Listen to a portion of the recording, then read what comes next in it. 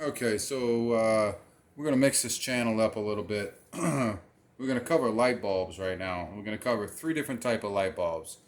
We're going to cover a CDL, a CFL, sorry, which is a curly Q. These are the bulbs that you don't find on the market too much anymore. I mean, they may be lingering around. We're going to cover your incandescent light bulb, which was your pretty much your original light bulb that the U.S. wants to get rid of, and most other countries. Um, and we're going to cover your LED light bulb, which is now your most common light bulb. And we're just using conventional base bulbs right now to do this with, or with a conventional socket. And the reason I'm doing this test is because some of you folks out there might want to know, are these bulbs putting off any kind of magnetic field, any kind of radiation, RF signal, radio frequency, and do they interfere with internet and other services, and do they put off a heat signature? Now, this channel has been laxed for a while, and we feel like we need to pick it back up with home improvement. And while we have the chance, we can at least give you a little education on light bulbs and what's the difference. And we're not going to really make it about conspiracies, but you can kind of gather some thoughts about why, they may want to go to a more energy efficient bulb. Obviously, people's electricity bills around the country have went up. They want to move more towards an electricity based idea and away from gas, and they want to get into energy saving and green energy and all that renewable energy and carbon footprint and everything else that you could possibly imagine. That's where the country's headed. It's there pretty much. It's on our doorstep. So you might want to know the difference of the do's, the don'ts, the drawbacks. What the best that I can give you, and I'm not super educated in this field, but I'll give you the education that I do have. So what we have here is a Trifield meter. This would be the one that would be your $250 to $500 meter now, if you can even find one anymore. Made in Texas, made in the USA. Right now it's on battery test, shows that it's good. Here's your hazardous thresholds on the back. You might want to pause it and read all that in the video, and then you can make a determination based on that. Now this is obviously they'll get sued if they don't say, this is an opinion, but this is their base opinion. Okay, whether this has changed or not, and we all know that media and different companies and different people pay for different advertisements. So back in the 50s, smoking used to be healthy. Doctors used to say smoke cigarettes. I endorse them. So with time, all of that changes. So professionals change, and they change their opinions. So at one point in time, that was a hazardous threshold for energy fields, magnetic fields, and so forth. So if you're going to be doing any home improvement, you might as well know what you're putting in your light fixture and what it does, and the drawbacks and the do's and don'ts. Obviously, your LED bulbs are probably your best energy saver. But what they don't tell you about LED bulbs is they're all based on a blue light spectrum, which is basically something you could go on a bluelightspectrum.com and read. I think even Nikon, Yeah. the famous camera making company, puts out something about blue light spectrum being dangerous to the eyes, and causing Macular degeneration. right, early, yeah, It's the center of your vision going blurry. right. So losing your eyesight at some point, because it's all based off the blue laser, Some video which is gamers. which is the blue LED. And lutein on the body, or lutein, is supposed to help with that, as well as glasses, and they're supposed to be coming out with bulbs that try to shield that blue light, which is based off the blue laser, which is a guy who developed the blue laser and patented it, and that's what it's all based off of. So here's your basic LED. That's what everybody's generally running today to try to save energy costs, and I think this is maybe 13 watts with the output of at least 60 or something. 60 equivalent. 60 equivalent, maybe 13 watts. Don't quote me on that. But let's see with the Trifield meter what it tests at, okay? So we test, okay. Then we go to magnetic. What kind of magnetic field are we picking up? From 0 to 100 range? Nothing. And then let's get into the more sensitive magnetic field. What are we getting out of this guy? Not too much. And the fan is off right now. Just the light bulb is on. The fan would contribute to that meter. All right. And let's go to an electric field. That's a static field. Okay, so we're getting some static field. Now, which one is that? Microwave static field would be where? In the center? The top. The top, okay. So when you're getting in the red bar, you're getting into a danger zone, but yeah, looking at this bulb now, it might actually be a 75 watt equivalent. It's pretty bright. So that's your energy, your electric field, your static field. Now obviously you come down with it. Can you read that? Yeah. When you come down with it, come down with the camera a little bit. As you come down, static field reduces. Right. So your head's obviously not going to be close to that unless you put it in your lampshade. Now let's go to radio frequency. That's the controversial one. All right, let's see what we got here. The one that's... We're not getting much off the LED, and the LED is not hot at all to the touch. My hand is on it. Obviously, okay, drawbacks to the LED, what are they? The light. Light damage in your eyes if it's not shielded. Now they do make some kind of cover that goes over the lights, and they sell newer bulbs that have shields on them that shield out the blue. Still kind of in development, but eventually they will make right, and they make mesh and screens and stuff like that to shield light from your eyes. Obviously, it's probably better if it's inside of a fixture that's closed, where you just have the closed fixture like a bell fixture. Or some of it could be blocked out. Right, so you can block out some of that blue light spectrum. Even though the bulb is orange, and they do make bright white and different colors. To get that brightness, they need that blue LED. Correct.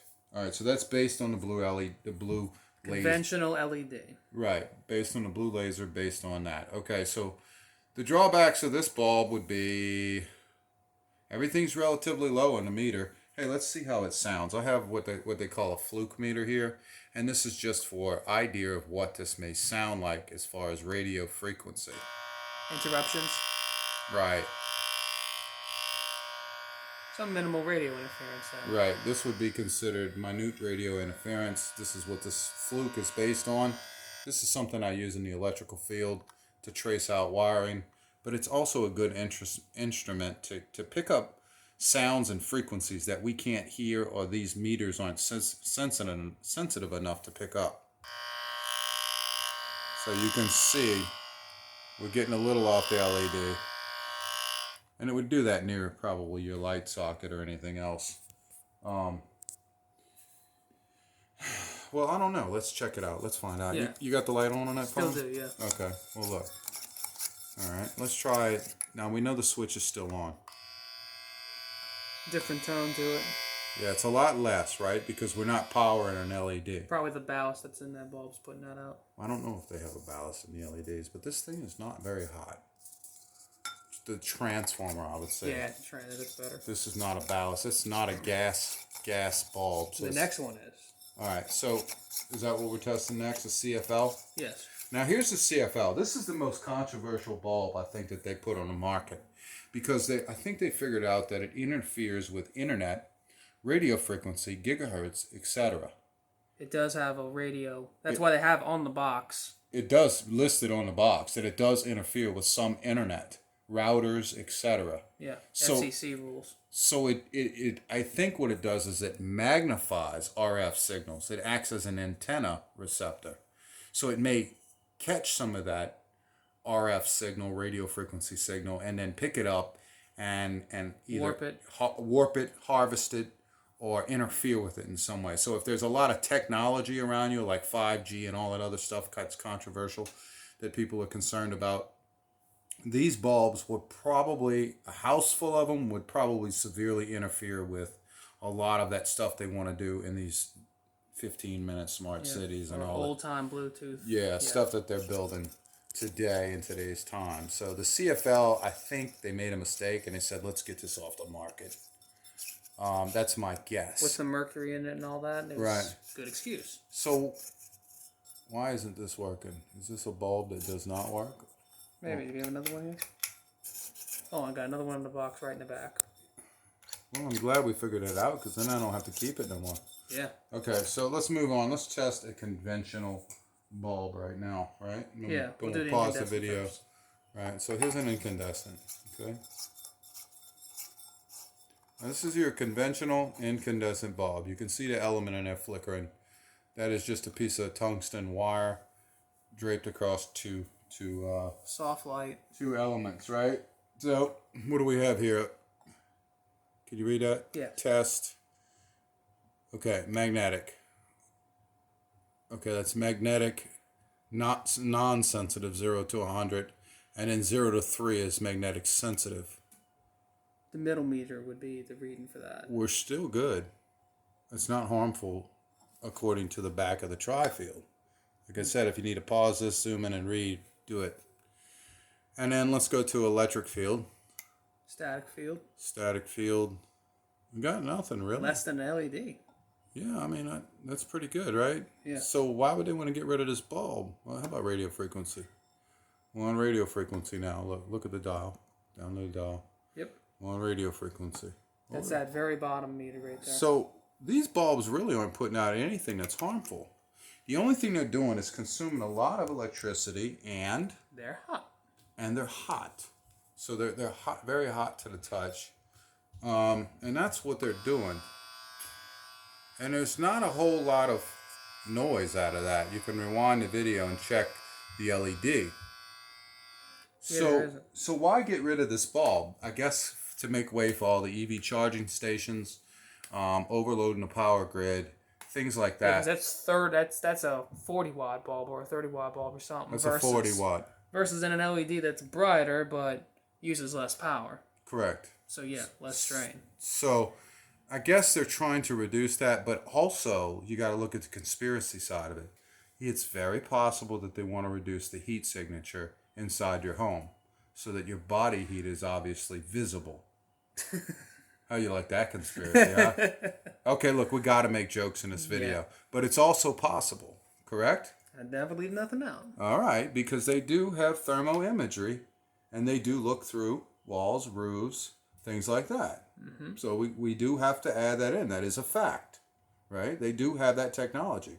That is true. Do they not? That is very true. I mean, we saw it in Houston and different states when they lost power and it was very cold out, and they were able to do a down satellite imagery and see the people with power. People with power, and also people that weren't alive still. Yeah, true. Yeah, they showed maps of that. So I have to be honest about that. So what are the drawbacks of this bulb? High energy cost. And heat. Whether you want to look at it as a good thing or a bad or a bad thing. All right. Take it either way. So we got that. So we could pause that video. And the LED that we tested before this, what was the drawbacks of that one again? The blue light spectrum. The blue light spectrum was the drawback. Right. Energy saving was the plus, but there was another drawback to that. Oh, only if it was a conspiracy, right? It was a cooler bulb and not as hot as the body and wouldn't radiate the room with heat, so it would be easy. So you could thermal imaging without shutting the house down to power. Correct. Your body heat would overshadow the bulb, right? That's a good one. How you like that? No, we shouldn't talk that way. Look, we gotta have fun in this video, guys. Whether you like it or not, we're just kidding around. You wanna go get another actually CFL? being serious about what? You wanna go get another CFL? Yeah, pause that. All right, here we go. All right, last but not least, go over to the socket. Let's screw in an old CFL curly Q, as we would call it. Find those in very limited quantities now. Quantities, yeah. We have these in 40s, 60s, 75s, and 100s, and 150s. Yeah, you can get them pretty high. Yeah, I got a couple of 150. I got a 200 watt one, actually. True. I just bought a bunch of bulbs all at one time, knowing that we were going through this crazy bulb ban. What's the deal, man? Is that bad too? You kidding? Apparently not. Really? Well, I had grabbed another one out of that box right there. For that reason. You kidding? How can I have two bad bulbs in a row? Did you just give me a bad bulb box? Shouldn't have been. Is it possible that the socket didn't allow me to screw it in all the way? No. No way. Alright, hold on 1 second. How do we have that many bad bulbs? Yeah, let me go locate some more. Hold on a second. All right, we finally got the bulb. We got a new one out of the pack. Apparently, we have an old box mixed up with a new box, bad ones. Now, these bulbs are supposed to contain mercury, and they're basically scared off the market because they contain mercury. If you break them, you got to wait 10 minutes or so for the air to evacuate, and then you got to sweep them up and cut with care. You basically got to put a hazmat suit on to clean them up. And I'm joking around, but apparently that's what they claim. So here's your CFL curly Q, right? That's what you call a CFL.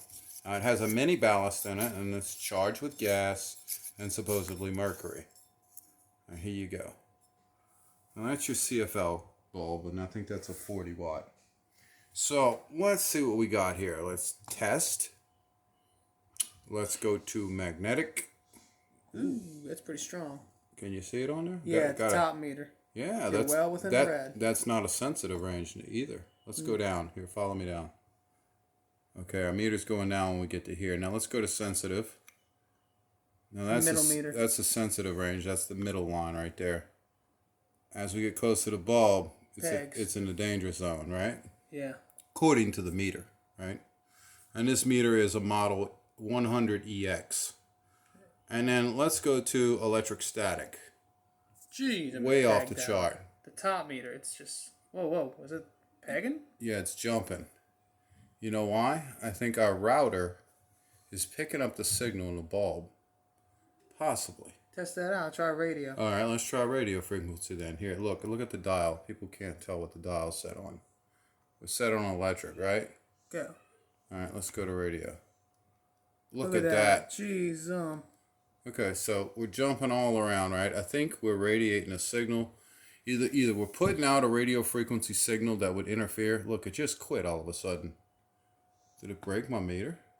I don't think so. You sure? Hope not. Because I'm getting nothing. Nope, there it is. Look, it's back again. Yeah, it's intercepting the signal. It's got to be my router it's picking up, right? Probably, yeah, it's probably picking up a Wi-Fi device. It's picking up my Wi-Fi on my router and throwing it, right? Yeah, it's like a middle antenna line. So you can see why CFLs are probably a problem. Why Uncle Sam doesn't want these on the market.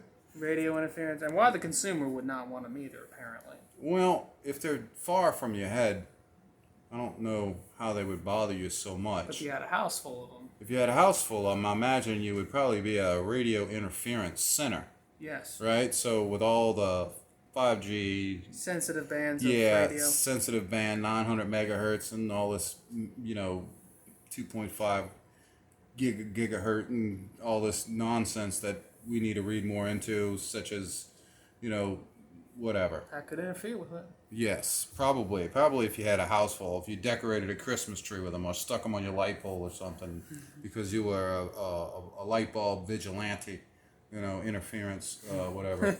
At one point, you may get arrested in about 2050 for having these around.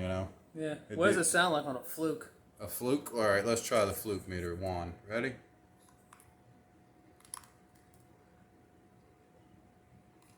Let me turn the volume up. Hold on. Okay, volume up. So, all right. Huh. Hey, I'm not getting too much unless my battery's dying. Check by the other side. The socket's there. The socket's empty. I'm not picking up much off of this. Huh. It's weird. Isn't it? Okay. Very weird. It's like silent, dead silent. Yeah, I know. That's weird. I wonder if it's neutralizing. I wonder if it's absorbing the radio waves in the air. Or any static electricity. I wonder. Like a magnet. It's like a filter or a magnet, I wonder if it's intercepting, broadband, right? It could very well be. It could be like a sponge for what you call it? I think it is a sponge for RF signals. And like static. My radio, I have a walkie somewhere. Let me get my walkie. Right over there.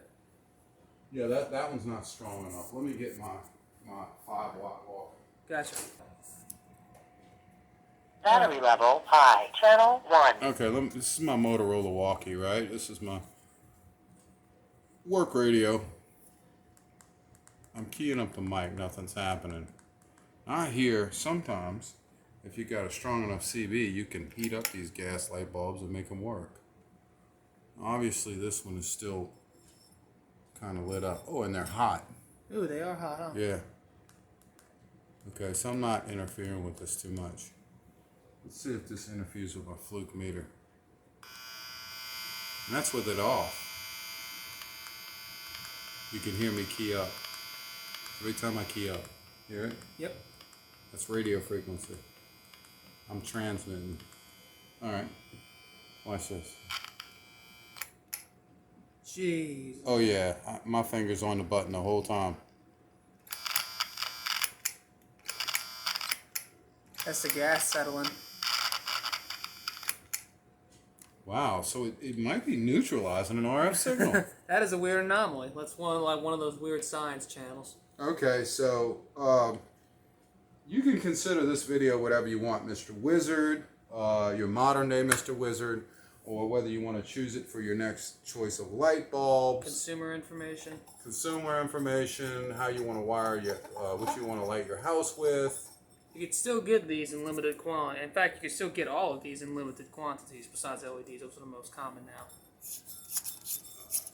What? You mean you can still buy incandescents? I heard that they told you can't buy them anymore. Well, I've seen them in stores in mass packs, and only in mass packs. That's probably because they're getting rid of old stock, huh? Right. Same with the curly cues, too. You reckon? Yes. Right now, at the time of this video making, yes, I have seen it. Okay. Well, let me put this... And we need one more incandescent because I only use incandescents in my bedroom. I would like to keep the rest of what's left of my vision. And that's the only reason. And I don't feel like taking any lutein or anything like that to help. Yeah, they LED TVs put that off and different things. But we're not going to get into that today. That's for another time. They're supposedly trying to make another type of LED that's organic, that doesn't put off. Yeah, but by that time, we'll all be blind. Dude. They really need to come up with something now. Quick.